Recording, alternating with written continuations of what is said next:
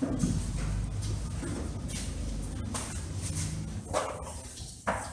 two. Hallelujah, hallelujah.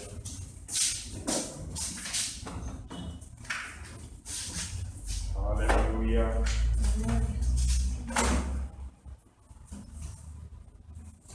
Hallelujah. Hallelujah. Amen. Yeah, now the voice is coming. Thank you.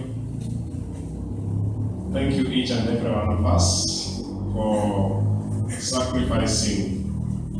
It's not easy to wake up early and come to seek the face of God. It takes the grace of God. This morning we want to share the word of God from the book of Luke chapter 9. Luke chapter 9, we shall read verse 33. Luke chapter 9, verse 33.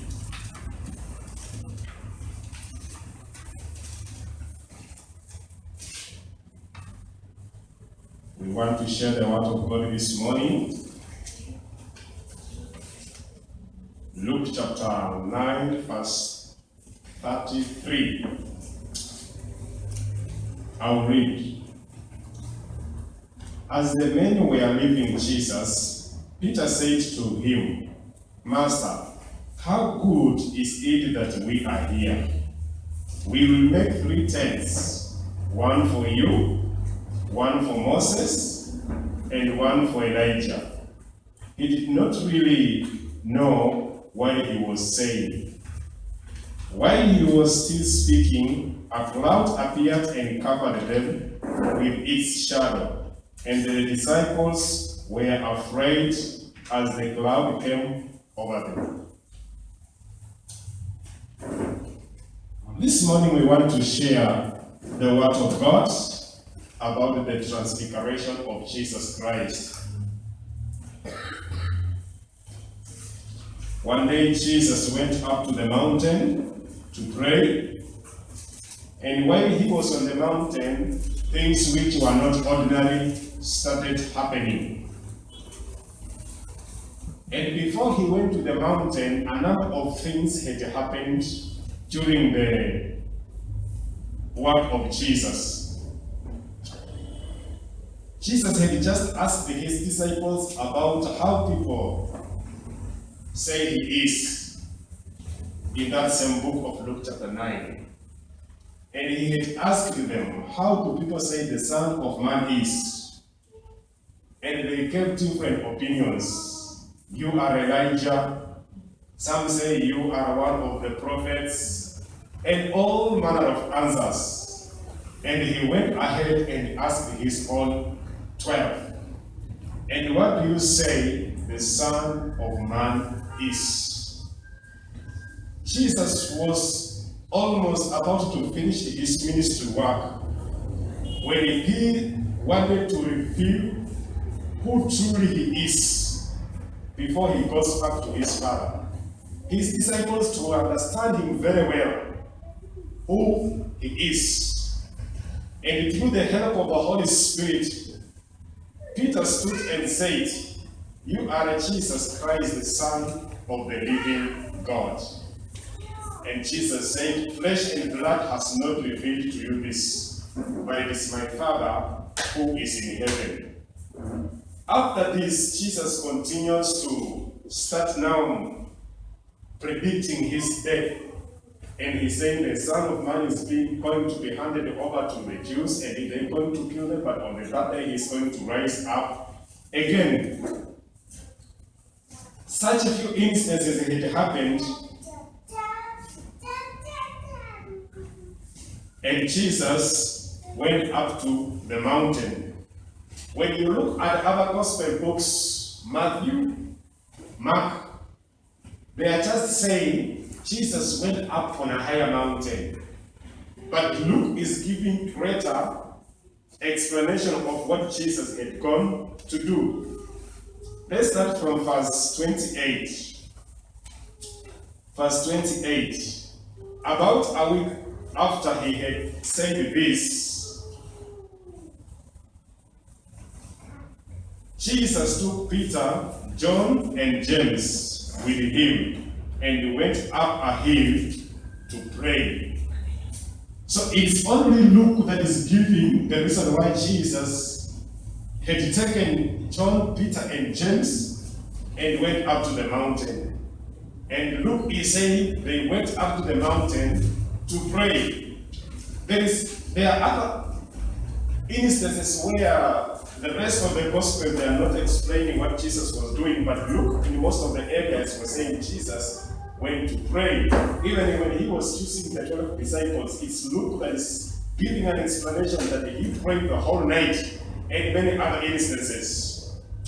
So Jesus went up on a higher mountain together with John, Peter, and James to pray. And the Bible says when he was praying, his face changed its appearance, and his clothes became dazzling white. While they were on the mountain praying, things which were not ordinary started happening. And the Bible records them that his face was changed.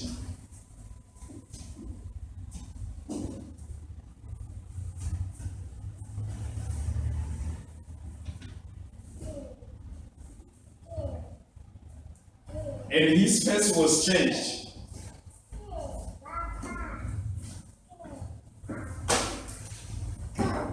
And his clothes became dazzling white.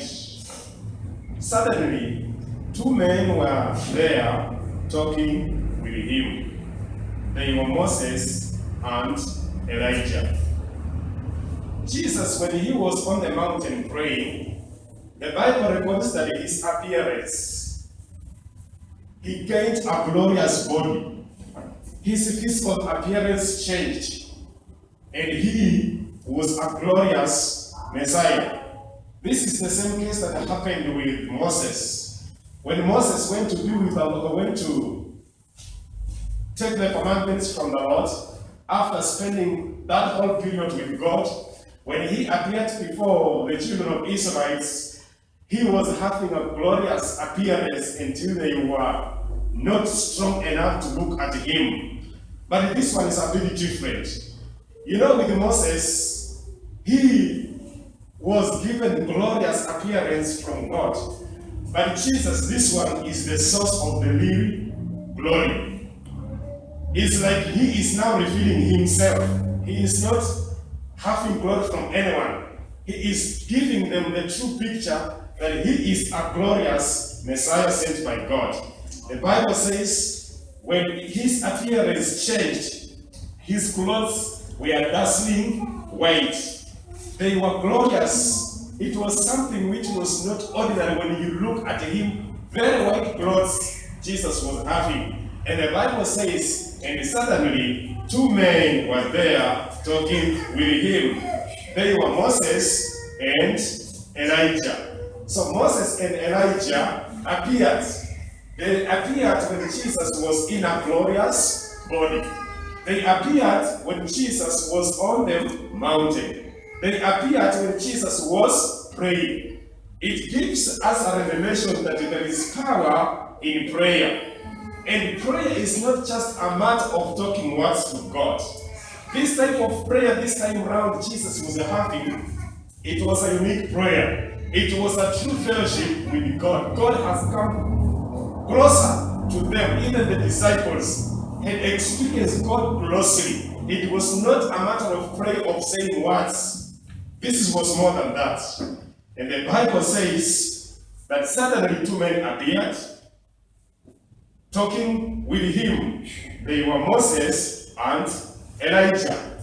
You will realize in the other Gospels, Matthew and Mark, they are not explaining what Moses and Elijah were talking about. But Luke, thanks be to God, Luke is giving us a clear picture what Moses and Elijah were talking about with Jesus.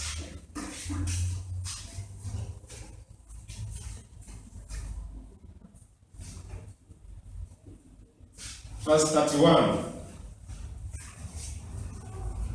Who appeared in heavenly glory and talked with Jesus about the way in which he would soon fulfill God's purpose by dying in Jerusalem. Jesus was almost about to finish his ministry work on this world, and he had given some prophecies about him being crucified, Son of Man being handed over to die on the cross. This time around, when Elijah and John are appearing, Jesus, they are talking about the things that Jesus was about to undergo.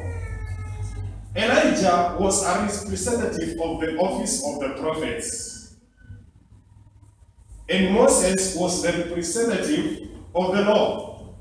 In other words, it's like all the prophets were pointing to this one man Messiah,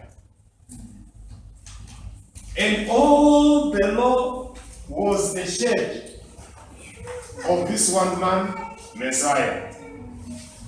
Somewhere else, Moses said, time will come when God will raise a prophet like you, like me among you. Him, listen. That is Deuteronomy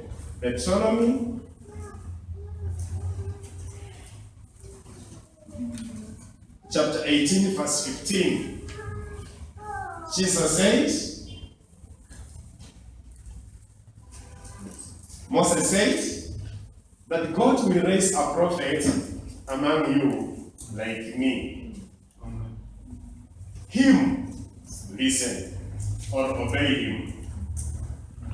But God is proving here that this one is more than Moses.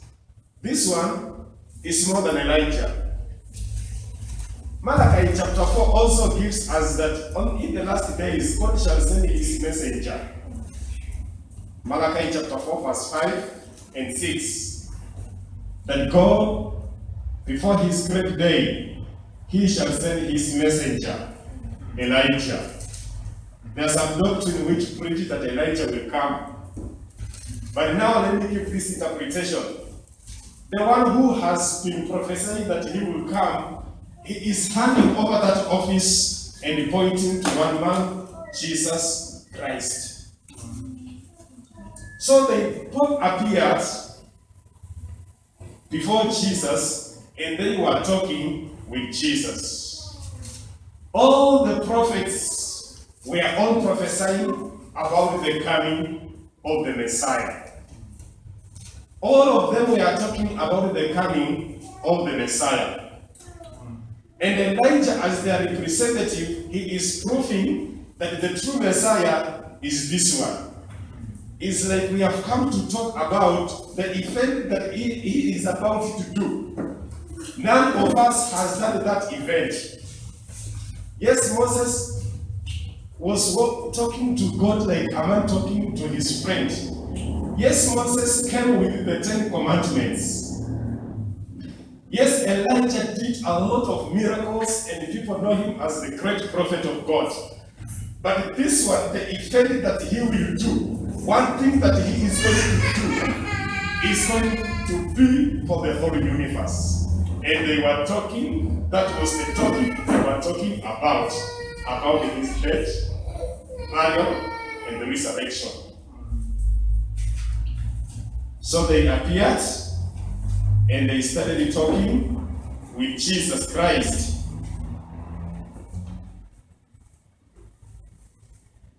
Who appeared in heavenly glory and talked with Jesus about the way in which he will soon fulfill God's purpose by dying in Jerusalem.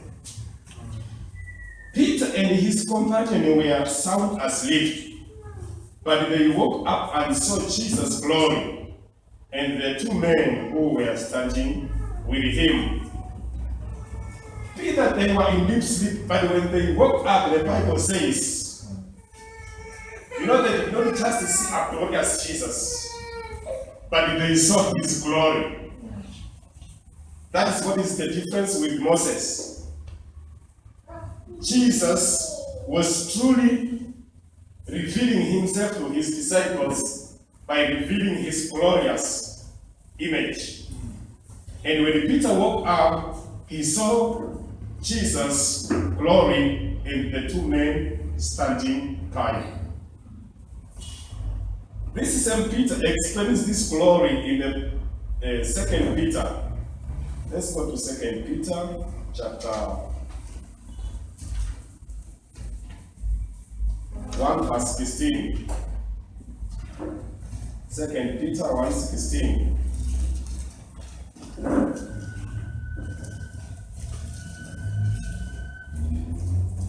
Second Peter 1:16. This is the same Peter who saw the glory of Jesus Christ.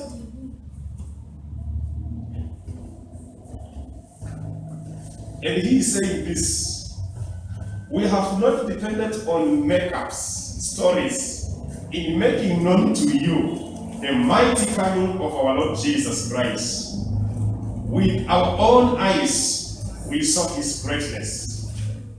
We were there when he was given honor and glory by God, the Father, when the voice came from him, from the supreme glory, saying, "This is my own dear Son, with whom I am pleased." We ourselves heard this voice coming from heaven when we were with him on the holy mountain.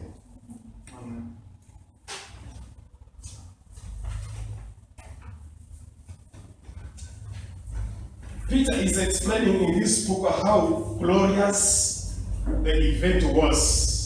But remember, this event only took place when they were praying. This event only took place when they had gone beyond the rest of the disciples. Remember, Jesus had taken Peter, John, and James and has gone a step far. This is when things were glorious. If we want to experience God in our lives, if we want to experience the goodness of the Lord in our lives, if we want to experience the glory of God in our lives, we must go beyond the ordinary Christians. We must go beyond that. We must create intimacy with God, close relationship with God, more than the ordinary. We must pray beyond just talking to God, having fellowship with him. And the Bible says his glorious body was seen by these disciples when they woke up from the sleep. Let's continue with Mark, with Luke.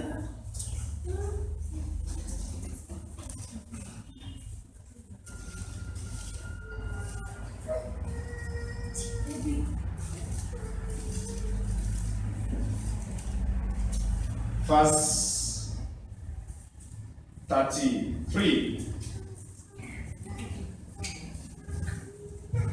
As men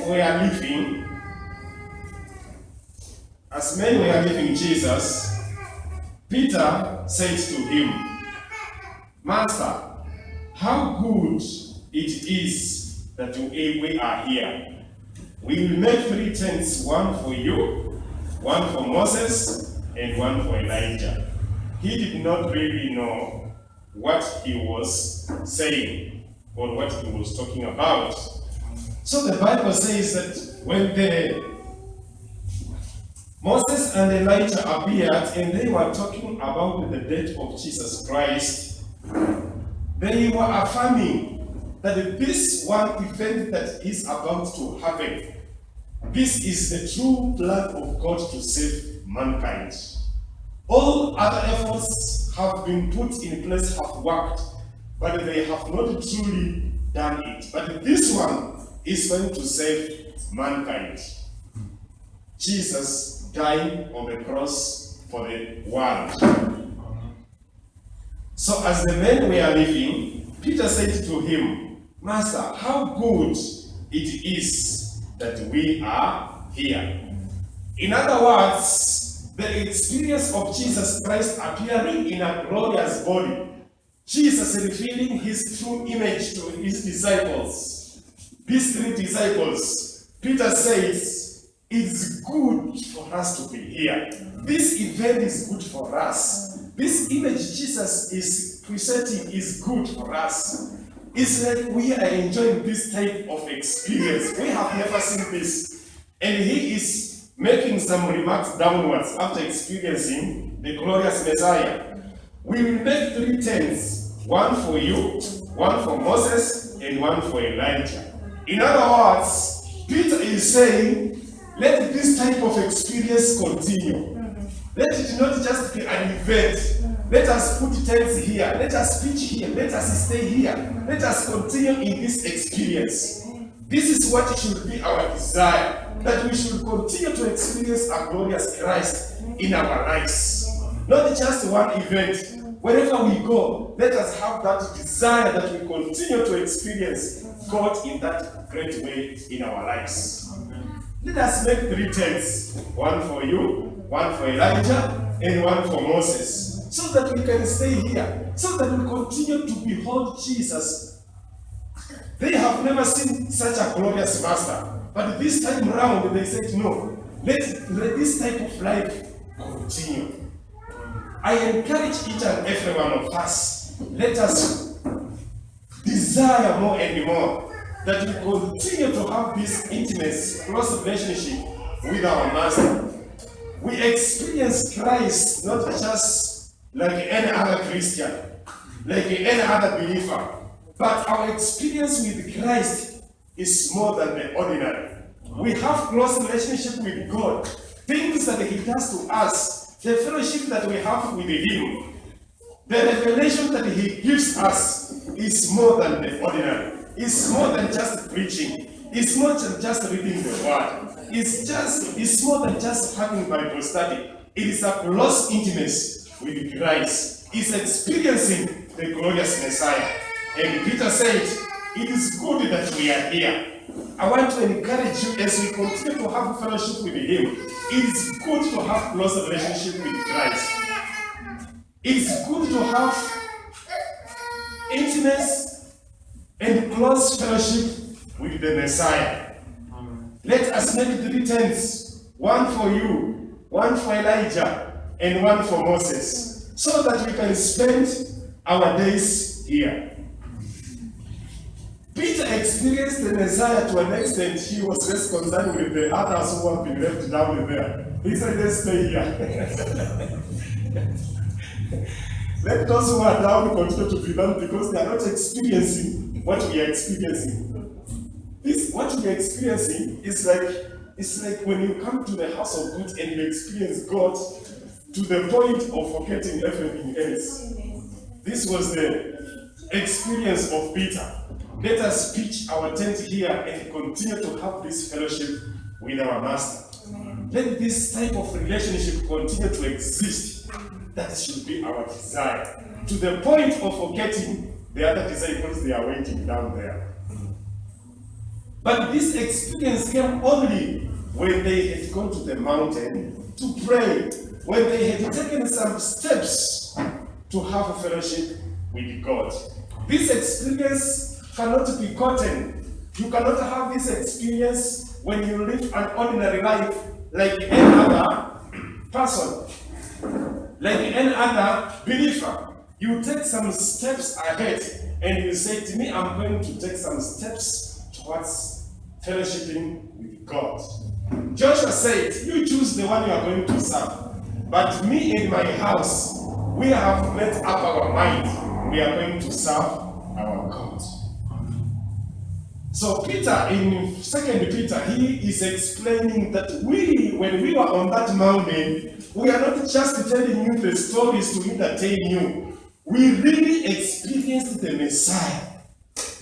That glory we saw. We are not just giving you stories to entertain you or to convince you, but we really tested His glory.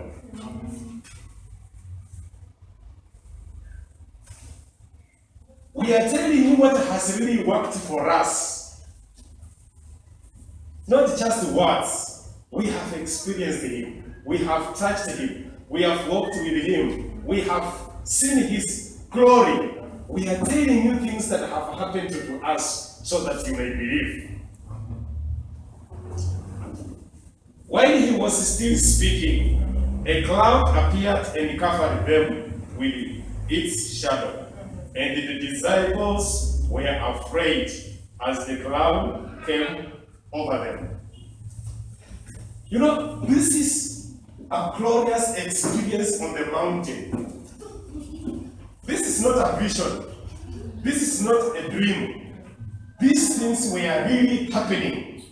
You know, if just picture it, if it can happen it right now amongst us here, give that picture. You will realize it was a unique experience the disciples were going through. And they said while he was still speaking, the cloud came down and covered all of them. Now all of them were in the cloud. All of them were, it's like no one could see the other, but they were engulfed by the cloud. Hallelujah. A cloud appeared and covered them in its shadow, and the disciples were afraid as the cloud came over them. A voice said from the cloud, "This is my son, whom I have chosen. Listen to him."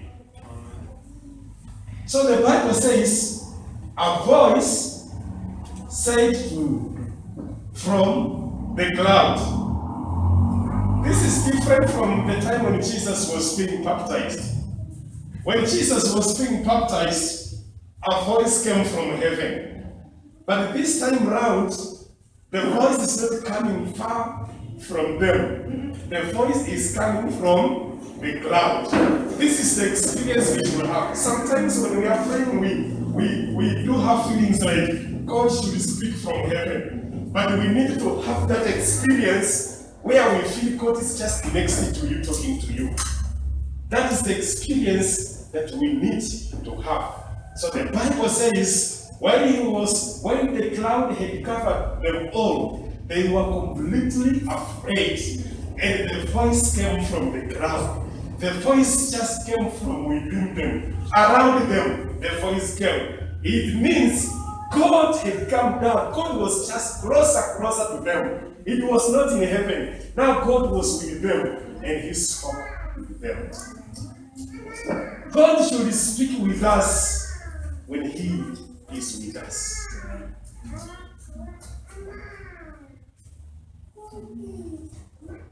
This was a wonderful experience. And the cloud came down and covered all of them. And God said, "This is my son, whom I have chosen. Listen to him." Now, this message that God is giving is like, to an extent, he is correcting Peter. Peter, you are equating my son with Moses and Elijah. But I want to tell you, Moses and Elijah, they are pointing to this, my son. He is the savior of the world. Peter was suggesting to make 3 tents, one for Elijah, one for Moses, and one for the Messiah, so that they continue with that experience. And it's like now Elijah Peter was saying, now these 3 people, they are great servants of God, but God is coming down to affirm to Peter that this one is my son. Now this time around, forget about Elijah. This time around, forget about Moses. This one is my son. I have chosen him.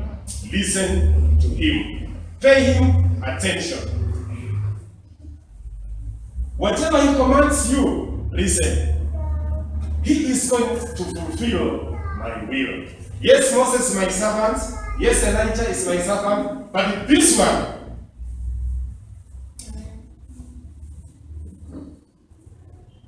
when the voice stopped, there was Jesus alone. The disciples kept quiet about this and told no one at the time anything. At that time, anything they had seen. When the voice stopped, let me read that again. There's another version which gives more. When the voice stopped, there was Jesus all alone. Other versions say, when the disciples, when they were afraid, they knelt down and they were trembling. Other versions say, when they lifted up their eyes, they never saw Elijah, they never saw Moses, they only saw Jesus. We need to have an experience in our lives where we see Jesus alone. Let me give you a story. Sometimes back when I was in high school, now my father was the one who was paying my school fees. And he passed on when I was in Form 2, going to Form 3. And now I was left there with not know anyone to pay for me the school fees. But one of my sisters said, no, my brother, I'm going to offer, together with my husband, we are going to pay school fees for you so that you can finish your high school education. That was when I was in Form 2. So when I went to Form 3, that same sister who had promised to facilitate my studies also passed on. She went to be with the Lord, and I was left without any option. So during that time, my mother asked me, now that your father who was paying school fees is no more, and your sister who had taken over to pay for your school fees is no longer there, what are you going to do? I remember telling my mom, my father is not there, my sister is not there, but God is still there. I was brought to a level of not seeing anyone in my life except God. Sometimes we as human beings, we have got relatives around us, we have got family members around us, and people who are supportive to us, so that when we pass through some issues of life and challenges of life, we can be able to see them. This one will be able to help me. When you have a problem, some people come in your mind. This one will have to help me, but this one will have to help me. But God will bring us to a level where we see when we are passing through hard times, when we are passing through challenges, the only man we can see, Jesus, the Son of God.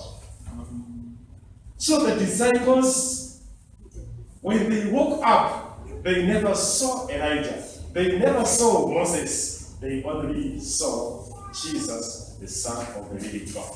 That is the experience we need to have as children of God. As we continue to seek His face, the Bible says, cursed is the man who put his trust in a man, but blessed is the man who put his trust in the Lord. I want to challenge each and every one of us. We may have family members maybe who are well able, someone you think, my focus is on him.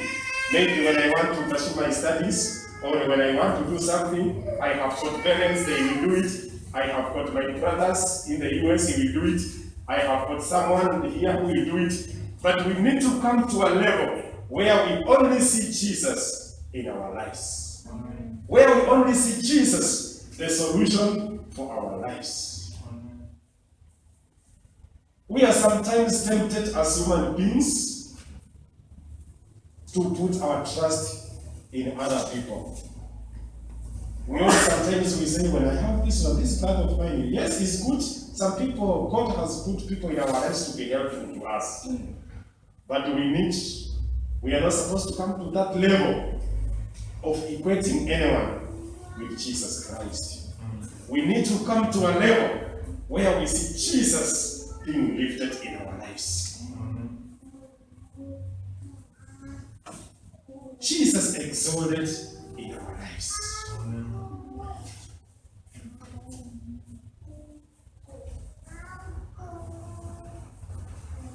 You know, when Paul was going to Rome as a prisoner, the Bible says there was not easy during that journey. And they passed through an experience where there was great turmoil and there was total darkness. They are in the sea, there was total darkness. They have spent some days without eating anything.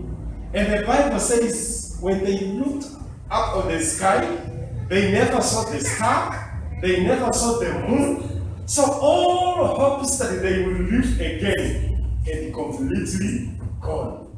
People are in the sea, in total darkness. They are not seeing where they are going. They are not seeing where they are coming from. It is like total desperation. And they had given up that we will live again. That's when God, Jesus, appeared and encouraged his servant that he will not die. That is the same experience we should have as children of God. There came a time when as a family, we were passing through hard times after our wedding. It was not easy. You know, sometimes when you sit down and it is in the end month, and you know very well the landlord is coming, and you know very well the children, they need food. So it was not easy. And sometimes it was completely not easy situation. But it reached a time when we met up as a decision together with my wife that we will lift up our eyes on Jesus and we will never worry again. That day we made a decision that we will never worry again. We will never be depressed again. We will never be discouraged again. We will focus on Jesus. That is the time Jesus started taking care of our lives. Even if we know very well it is evening and there is no food, there was no worry with us at all because we had given everything to him. Even if it is late evening, you will see someone bringing food. God went to an extent of using even the landlord. You know, there was a day I was leaving in the morning to go to work, and I had only the fare for me to reach to work. Not fare to come back, fare to go up to work. So I left my family together with the Prosperous. Was it Prosperous or Excellent? Very young. Prosperous was very young like this. So I'm leaving my wife behind, just delivered, no food, no, and completely zero. Nothing, if I'm only porridge or completely zero. So I left and I went to work.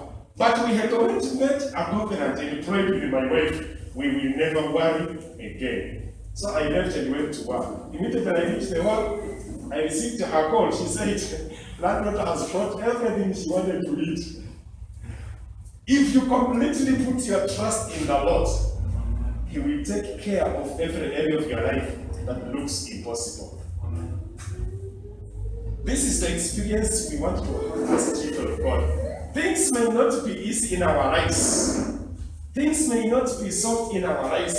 We may have some issues, some questions in our lives that lack answers. You don't see at all your future. You don't see parents who will help you. They are completely helpless. You don't have brothers or sisters or anyone you see can help you. That is the time you need to see only Jesus. And when you focus only to Jesus, he will not disappoint you. It's an encouragement to each and every one of us. Let us continue trusting in God. He will not disappoint. When we keep our trust in him, he will not disappoint.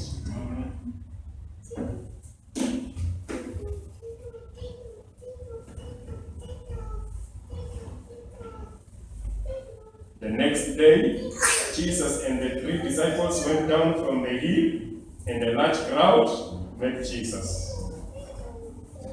You know, they are coming down from the mountain, but God did not allow them to come from the mountain without confirming to them some things.